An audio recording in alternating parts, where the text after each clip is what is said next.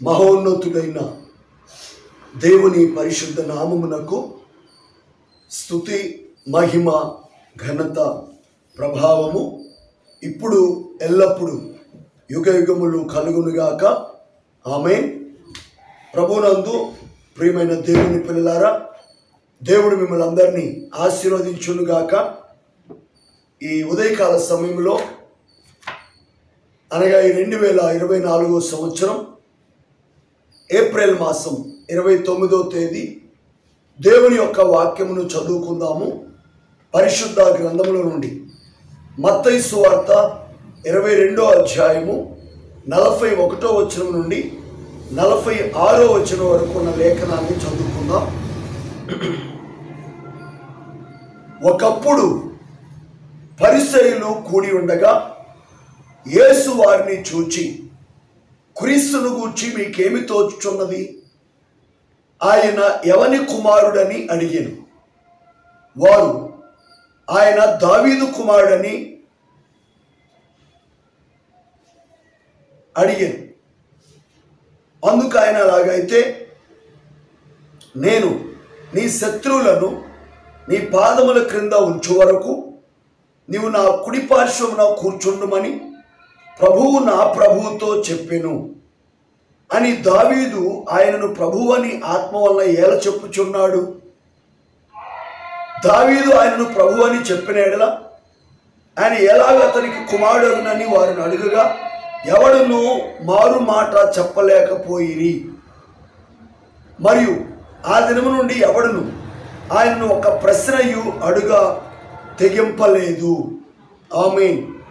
ఈ దినమునకు దేవుడు మనకు ఏర్పాటు చేసినటువంటి అంశము పేరు సమావేశములు.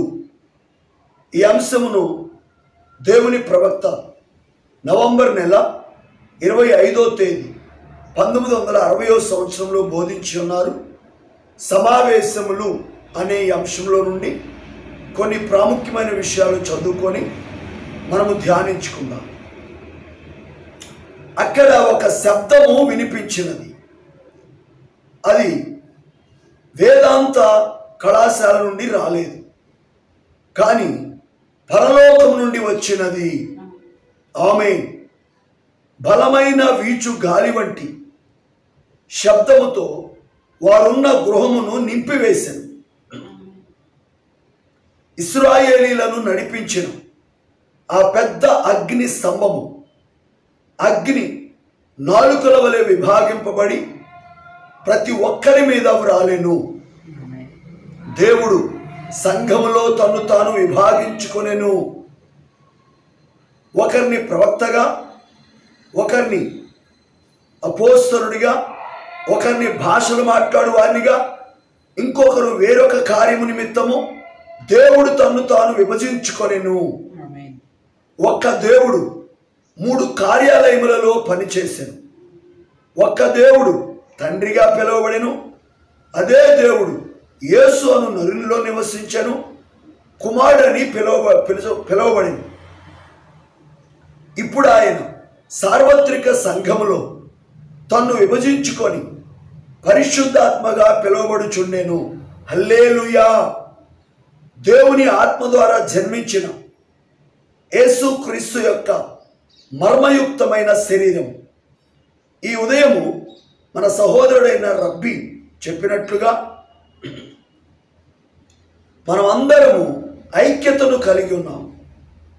మనము విభజించబడినాం. సాతానుడు తన యాంత్రికమైన విభజన ద్వారా నేను అసెంబ్లీస్కు చెందినవాడను, నేను ఏకత్వమునకు చెందినవాడను, నేను దీనికి చెందినవాడను, దానికి చెందినవాడను అని చెప్పుచు విభజించుటకు ప్రయత్నించుచుండెను. కానీ మనం వేరుగా లేము. దేవుడు తనకు లోబడు వారికి 2 వైపులా పరిశుద్ధాత్మను అనుగ్రహించాను. ఆయనకు ఎవరు లోబడినారు?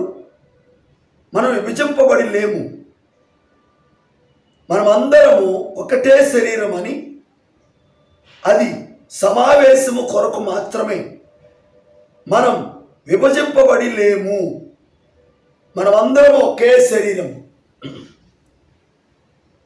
పరిశుద్ధాత్మ దేవుడు తన్ను తాను విభజించుకొని అక్కడున్న వారిని కుమారులుగా కుమార్తెలుగా మార్చాను. అగ్ని సమము అగ్ని నాలుకల వలె విభజించబడి ప్రతి ఒక్కరి మీద వ్రాలగా వారందరూ పరిశుద్ధాత్మతో నింపబడ్డారు. ఆత్మ వారికి శక్తి అనుగ్రహించిన కొలది వారందరూ క్రొత్త భాషలతో మాట్లాడినారు. యెరూషలేములో బిషప్పులు, ఆర్చి బిషప్పులు, పోప్ మరియు ప్రపంచవ్యాప్తంగా ఉన్న గొప్ప గొప్ప నాయకులు అక్కడ కూడి సమావేశం జరుపుకున్నారు.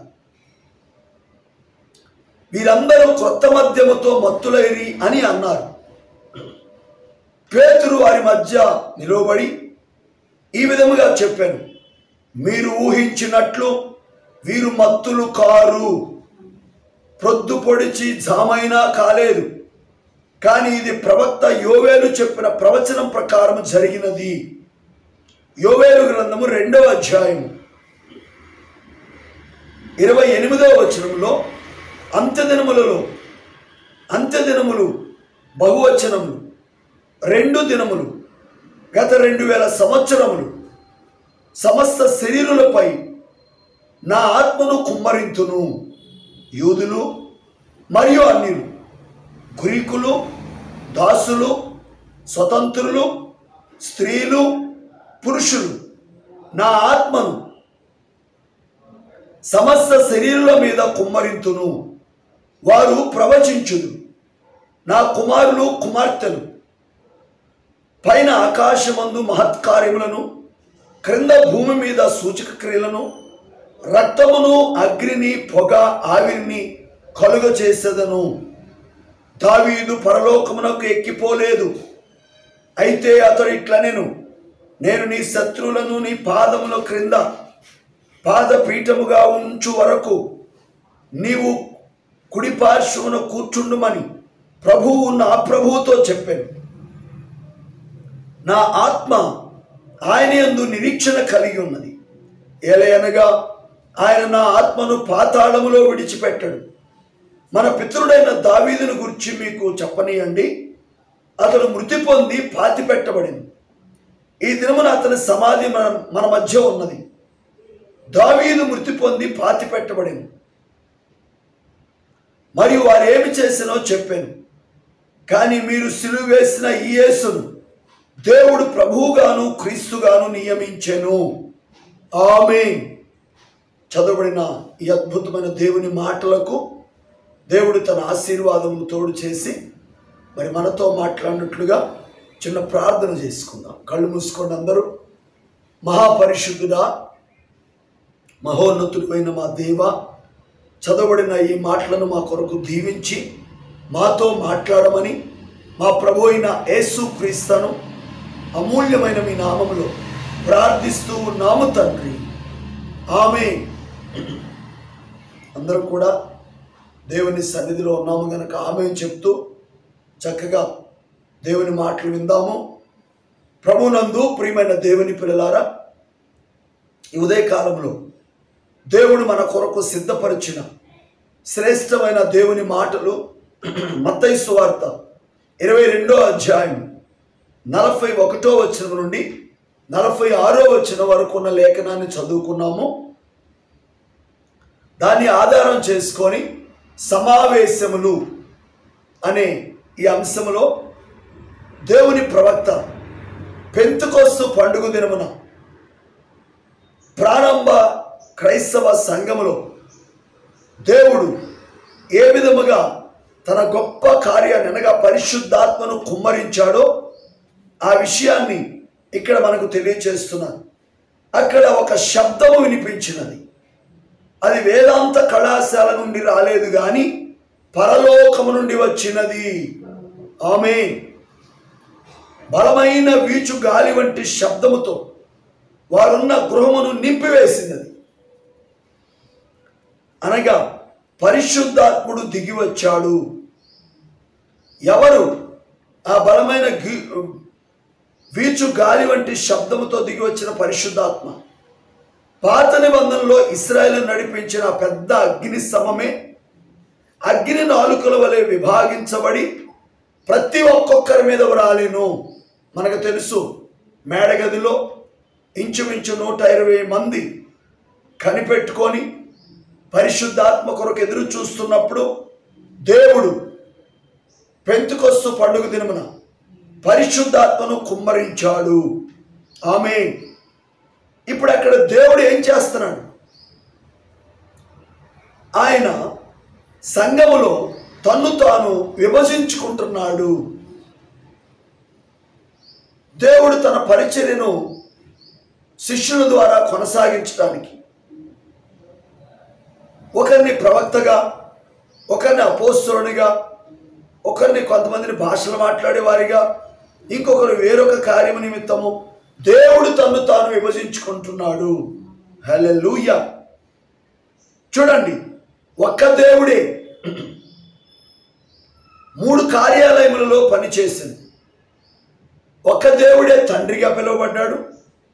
ఒక దేవుడే యేసు అని నరుల్లో నివసించాడు, కుమారుడిగా పిలువబడ్డాడు. ఇప్పుడు ఆయన సార్వత్రికంగా ప్రపంచవ్యాప్తంగా ఆయన తన సంఘములో పరిశుద్ధాత్మగా పిలువబడుతున్నాడు. ఒక దేవుడే. హల్లెలూయా. దేవుని ఆత్మ ద్వారా జన్మించిన యేసుక్రీస్తు యొక్క మర్మయుక్తమైన శరీరం ఏంటది? సంఘమే, ఆయన వధువే. చూడండి, ఈరోజు ఒక సహోదరుడు రబ్బీ చెప్తున్నాడు, మనమందరం ఐక్యత కలిగి ఉన్నాం, మనం విభజింపబడి లేము. సాతానుడైతే విభజించాడు. నేను అసెంబ్లీస్ గార్డుకి చెందిన వ్యక్తిని, ఏకత్వానికి చెందిన వ్యక్తిని, నేను దానికి దీనికి చెందిన వ్యక్తిని, నేను ఫలానా సంఘానికి చెందిన వ్యక్తినని ప్రజలను విభజించడానికి ప్రయత్నిస్తున్నాడు. కానీ మనం వేరుగా లేము. ఉన్నామా? శరీరం ఒక్కటే, అది క్రీస్తు శరీరం. దేవుడు తనకు లోబడి వారికి 2 వైపులా పరిశుద్ధాత్మను అనుగ్రహిస్తున్నాడు. ఆయనకు ఎవరు లోబడతారో వారికే. చూడండి, పరిశుద్ధాత్మ విభజించుకున్నాడు, కానీ మనం అందరం ఒక్కటే శరీరము. మనమందరము సమావేశము కొరకు మాత్రమే వేరువేరుగా కూడుకుంటాము, కానీ అందరిలో ఒకే ఆత్మ. శరీరం ఒక్కటే. పరిశుద్ధాత్మ దేవుడు తన్ను తాను విభజించుకుంటున్నాడు. అక్కడ వారిని దేవుని కుమారులుగా, కుమార్తెలుగా చేస్తున్నాడు. హల్లెలూయా. అగ్ని స్తంభం అగ్ని నాలుకల వలె విభజించబడి ప్రతి ఒక్కొక్కరి మీద వరాలగా వారందరూ పరిశుద్ధాత్మతో నింపబడ్డారు. బైబిల్ చెప్తుంది, అపోస్తలుల కార్యము 2వ అధ్యాయంలో, ఆత్మ వారికి శక్తి అనుగ్రహించిన కొలది వారందరూ భాషలతో మాట్లాడసాగారు. యెరూషలేములో బిషప్పులు, ఆర్చి బిషప్పులు, పోపులు మరియు ప్రపంచవ్యాప్తంగా గొప్ప గొప్ప నాయకులు అక్కడ వారి సమావేశము జరుపుచున్నారు. ఎవరు వీళ్ళు? వీరు కొత్త మద్యముతో నింపబడి ఉన్నారు. ఆమేన్. వీరు మత్తులయ్యారు. ఆ విధంగా వాళ్ళు మాట్లాడినప్పుడు పేతురు వారి మధ్య లేచి నిలబడి ఈ విధంగా చెప్పాడు. ఏమని చెప్పాడు? మీరు ఊహించినట్టు వీరు మత్తులు కారు. ప్రొద్దుబడిచి జామైనా కాలేదు. మనుషులందరి మీద నా ఆత్మను కుమ్మరిస్తానని యోవేలు పాత నిబంధనలో ప్రవక్త యోవేలు గ్రంథము 2వ అధ్యాయం 28వ వచనంలో చెప్పినది జరిగినది. హల్లెలూయా. చూడండి, అంత్య దినములలో, అక్కడ 2 దినములు అంటున్నాడు. 2000 సంవత్సరముల నుండి సమస్త శరీరులపై దేవుడు తన ఆత్మను కుమ్మరిస్తూ ఉన్నాడు. ఇటు యూదులపై, ఇటు అన్యులపై. యూదులు మొదటి రాకడలో పెంతెకొస్తు పండుగ దినమున యేసుక్రీస్తు వారు వచ్చి వెళ్ళిపోయిన తర్వాత పరిశుద్ధాత్మను కుమ్మరించినప్పుడు మేడగదిలో అక్కడ దేవుడు తన ఆత్మను కుమ్మరించాడు. అన్యులమైన మన మీద కూడా అదే ఆత్మను కుమ్మరించాడు. అక్కడ గ్రీకులని, దాసులని, స్వతంత్రులని, స్త్రీ పురుషులు అందరి మీద, సమస్త శరీరుల మీద నా ఆత్మను కుమ్మరింతును. హల్లెలూయా. వారు ప్రవచిస్తారు. నా కుమారులు, నా కుమార్తెలు పైన ఆకాశమందు మహత్కార్యములను, క్రింద భూమి మీద సూచక్రియలను, రక్తమును, అగ్నిని, పొగను, ఆవిరిని కలుగు చేసేదను. ఇది రెండవ రాకడ ముందు జరిగే గొప్ప అద్భుత కార్యం. ఇక్కడ మనం చదువుకున్న లేఖనమును ఆధారం చేసుకొని దావీదుని గురించి ప్రవక్త మాట్లాడుతున్నాడు. దావీదు పరలోకమునకు ఎక్కిపోలేదు. అయితే ఆయన ఏమన్నాడు? యేసుక్రీస్తు వారి గురించి చెప్తూ, తన గురించి కాదు, నీ శత్రువులను నేను నీ పాదముల క్రింద పాదపీఠముగా ఉంచు వరకు నీవు నా కుడి పార్శ్వమున కూర్చుండుమని ప్రభువు నా ప్రభుతో చెప్పాను. ఇది ఆనాటి యూదులకు అర్థం కాక యేసుక్రీస్తు వారిని దావీదు కుమారుడని అనుకున్నారు. అంటున్నారా? అయితే దావీదు యేసుక్రీస్తు వారి గురించి చెప్తున్నారు. నా ఆత్మ ఆయన యందు నిరీక్షణ కలిగి ఉన్నది. ఏలయనగా ఆయన నా ఆత్మను పాతాళములో విడిచిపెట్టాడు. యేసుక్రీస్తు వారి భూమి మీదకి వచ్చి మానవ జాతి కొరకు ప్రాణం అర్పించి ఆయన సమాధిలోనే ఉండడు కానీ తిరిగి లేస్తాడన్న కార్యాన్ని దావీదు ఆత్మతో నింపబడి చెప్తున్నాడు. దావీదు అయితే మృతి పొంది పాతి పెట్టబడ్డాడు.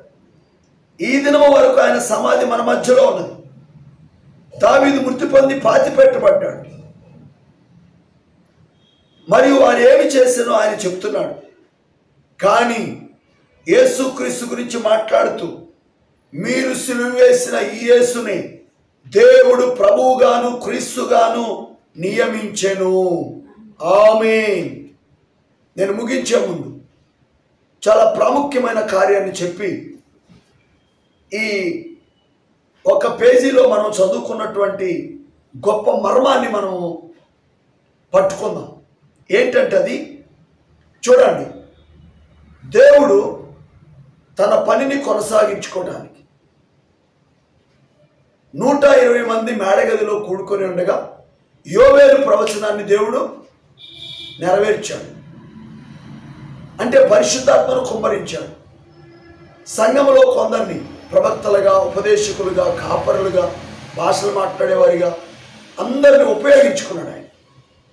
ఎందుకంటే దేవుని పని జరగాలి, క్రీస్తు శరీరం క్షేమాభివృద్ధి చెందాలి, అనేక పాపులు దేవుని కుమారులు కుమార్తెలుగా మారాలి.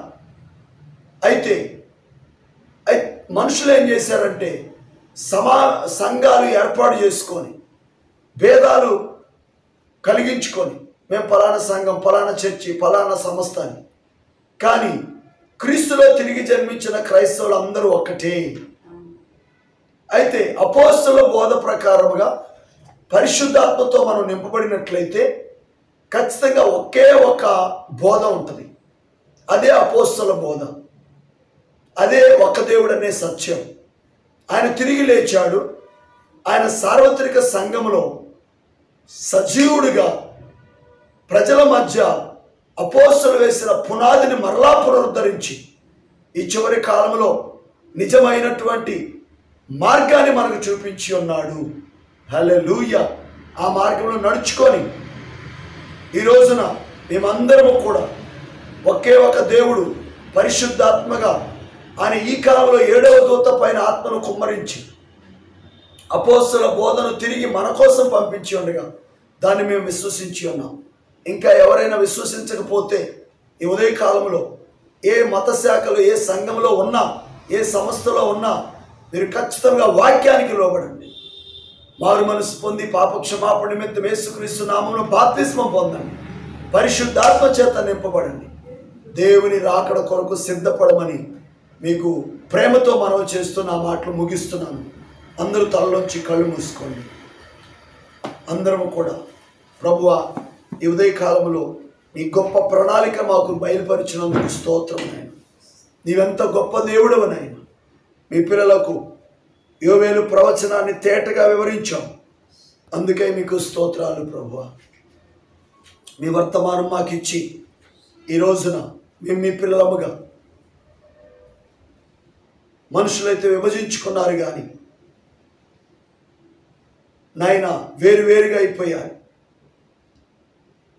నాయన. సంఘాలు ఏర్పరుచుకున్నారు కానీ నువ్వైతే ప్రభువా సార్వత్రికంగా నీ ఆత్మను కుమ్మరించినప్పుడు అందరిలో ఒకే ఆత్మ పనిచేసి ఒకే బోధన బోధించాలని నువ్వు తలంచినప్పుడు ఆ తలంపును సాతానుడు తారుమారు చేసి ఉండగా ఈ చివరి కాలంలో 7వ దూతను పంపి మరలా అయా యోవేలు 2:28లో చెప్పబడిన దాన్ని మాకు బయలుపరిచినందుకు స్తోత్రాలు ప్రభువా అని.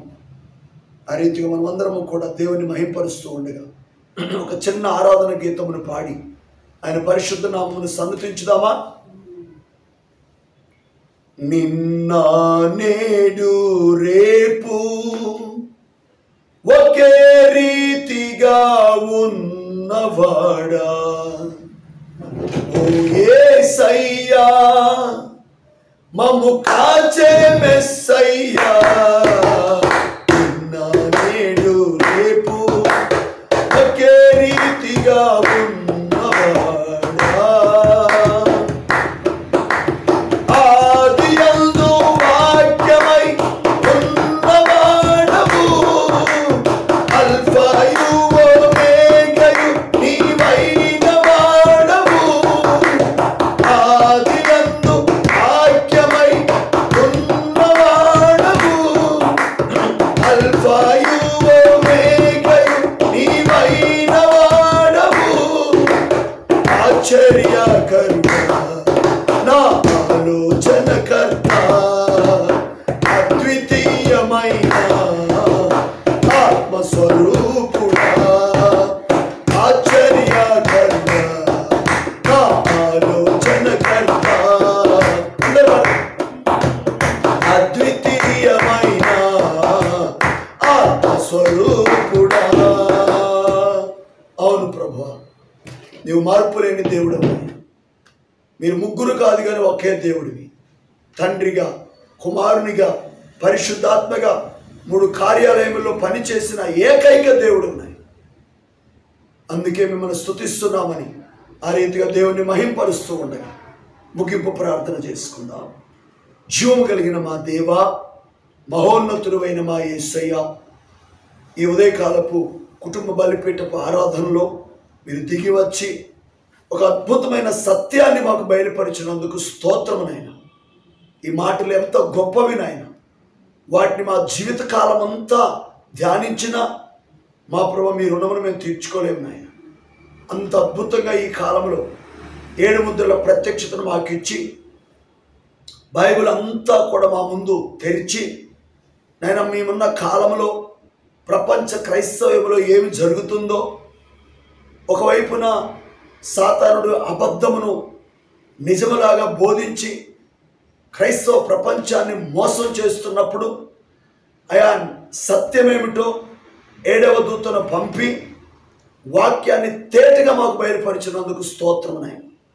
అయా మా కళ్ళు తెరిపించి మమ్మలను మీరు ఎన్నుకున్నారు గనక అయా పరిశుద్ధాత్ముడిగా ఇప్పుడు మీరుండి ఏ విధంగా వాక్య సత్యాన్ని బయలుపరుస్తూ ఒక్కడవే దేవుడు అని అయ్యా ఆ దేవుడు ప్రభువైన యేసుక్రీస్తు అని మీరు మారు మనసు పొంది పాపక్షమాపణ నిమిత్తము ప్రతివాడు యేసుక్రీస్తు నామములో బాప్తిస్మం పొందమని అప్పుడు మీరు పరిశుద్ధాత్మను వరమును పొందుతారని చెప్పిన వాక్యాన్ని నమ్మే కృపనిచ్చినందుకు స్తోత్రం నాయన.